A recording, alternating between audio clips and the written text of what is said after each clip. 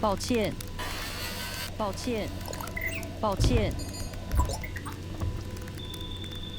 In this week's episode, we are having a look at what we're doing with creating our own character and doing some pixel art animation. First, let's fight.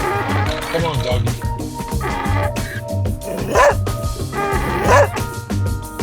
Come on.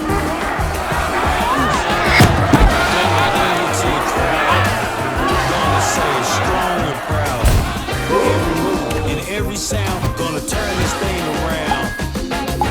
Stepping up, we're standing tall. Breaking free, we've heard the call. Every voice, one and all, gonna rise and break the wall.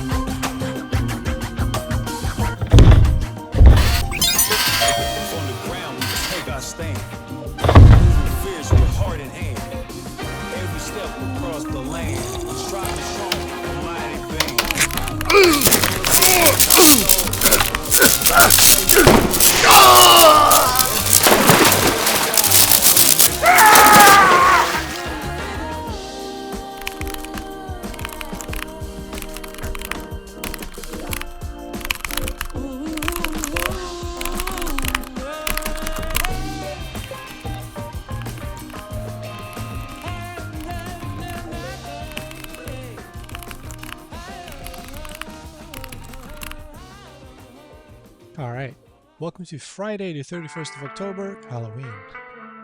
Yes, even here in the Philippines. All Hallows Day is a huge thing because everyone goes to the province to pay their respect at the cemeteries. And we've already seen a few kids dressed up going through the neighborhood where we live. So we're quickly buying some candy because we weren't sure if inside the condo they also go door to door. But the guard said yes, so better get on that. Some progress, not lots of progress this week. It's been very slow. I think I said this already, but just in case. Despite it being pixel art and incredibly simple, as you can see here, animating and getting it right takes a lot of brain power and a lot of staring at the screen, which is not very exciting for you guys, so I can't just make it appear. A lot of going back and forth, looking at stuff. And so it's just not going as fast as I would like. Like, look what I've done, right? This may look like a lot, but I'm just working on the main character. I did manage to get this one separated into different parts for use in Unreal Engine. I am now at making a hopping animation from the left.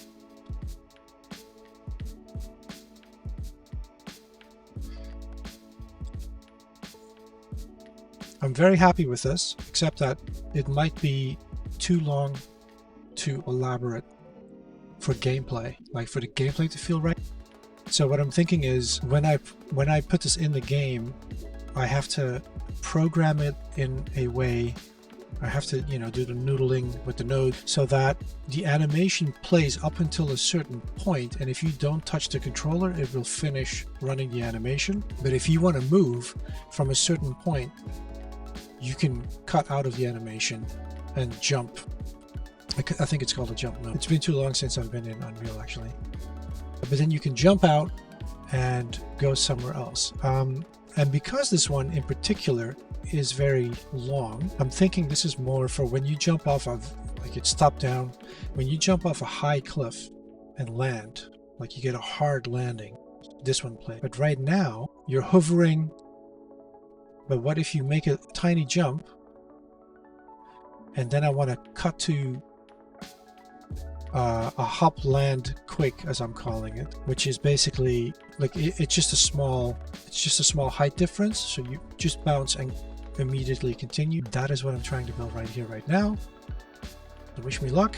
It is Friday. We are now entering the 11th month of developing this little game. So, how far did we get? If you've been following along, this is going to be episode, I think, 28. We have got the basis of the game up and ready in Unreal Engine that I can play. There aren't real enemies with real AI. They're basically enemies that are homing missiles or follow a path, which is already pretty awesome, but they need to be a little bit more hands-on. What I'm imagining for this game, like guards at doors, patrolling, attacking, that kind of thing. Actually, I do kind of have a very basic version of that already, come to think of it. Again, it's been too long since I've been in Unreal. We have doors, we have a store, we can do events. So there's an awful lot to build out the basic gist of an 8-bit or 16-bit Zelda-inspired adventure game. But if only I could speed up all this animation. Today I downloaded the OpenAI Atlas browser, which is basically a browser with all my bookmarks imported and then ChatGPT built in, so I don't have to move back and forth between ChatGPT. And I'm looking at onion skins because I realized that I'm not really using onion skins in Sprite, so I just started to look it up. It's pretty cool. Again, anything, you can just talk to it like you're used to, which is kind of takes out the whole searching in a browser. Using search terms. Now you can just normal conversation. You get all the links in here, opens up there. It's pretty cool. You can also, there's also the sidebar is regular ChatGPT sidebar, right? Also pretty cool. So yeah, let's try this out in a bit. See if I can get a little animation going before it's already time.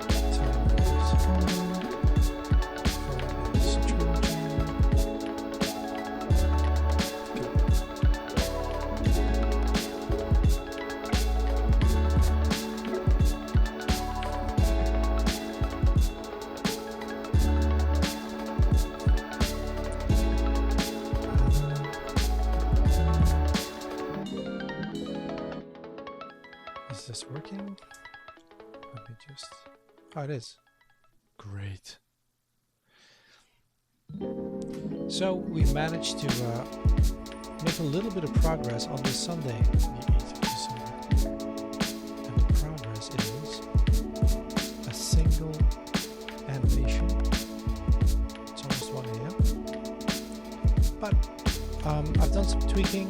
Instead of having a black outline for the ear that is in the background, just like the feet, I just used the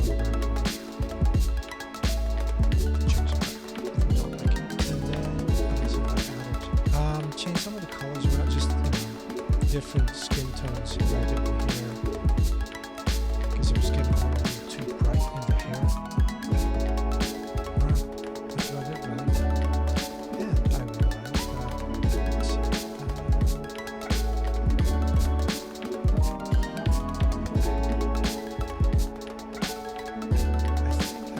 I think in the previous video I actually made it to idle left. So 1, 2, 3, 4, 5, 6, 7, 8, 9, 10. 20 sequences in a month. I guess what is next is right click, new tag, walk, slow, left, up. It's the hardest. Alright, let's see if we can, if we get back this way. I actually where is that? So I actually posted this picture on my social medias, and this is down, default, there's left, there's up, and now we're working on left up, and then we still need to do left down. And if I have that, then I could basically mirror this for these three and just take out the strand of hair that is only going to be on one side. I did think about, well, why not just have them on both sides? It's just something I'm going to do. It's just a little thing. Look at this. The bright line here is much smaller than